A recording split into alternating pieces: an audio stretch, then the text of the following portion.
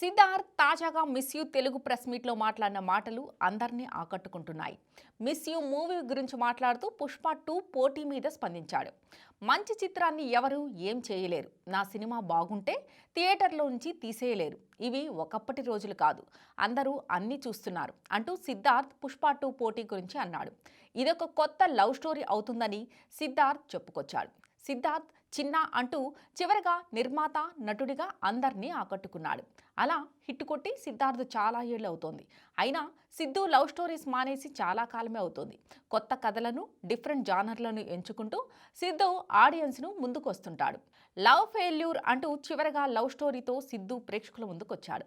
ఆ చిత్రంతోనే తాను నిర్మాతగా మారానని, ఆ మూవీని హిట్ చేశారని, డబ్బులు బాగా వచ్చాయని, దాంతో మరికొన్ని సినిమాలు చేశానని అన్నాడు.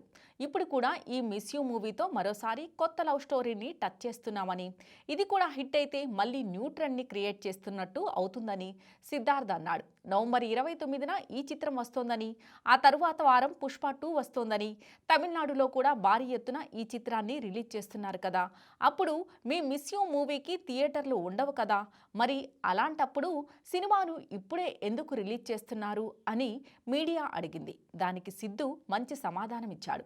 నా చేతిలో లేని విషయాల గురించి నేను ఆలోచించను. మంచి చిత్రాన్ని థియేటర్లో నుంచి ఎవరు తీసేయలేరు. నా చిత్రం హిట్ అయితే జనాలకు నచ్చితే ఎవరు ఏం చేయలేరు. ఇవి 2006, 2007 కాలం కాదు. అందరూ అన్నీ చూస్తున్నారు. ఏం జరుగుతోందనేది జనాలు చూస్తున్నారు అంటూ సిద్ధార్థ్ చెప్పుకొచ్చాడు. ఇక తన జీవితంలోకి తన దేవత వచ్చిందని, అసలే ఇప్పుడున్న టైంలో ఓ మంచి జరిగితే ఓ మంచి జరిగిందా హమ్మయ్య అని రిలాక్స్ అయ్యే స్థితిలో ఉన్నాం. మనం ఒకటి ప్లాన్ చేస్తే దేవుడు ఇంకొకటి ప్లాన్ చేస్తున్నాడు. మరి సిద్ధార్థ్ చెప్పుకొచ్చాడు.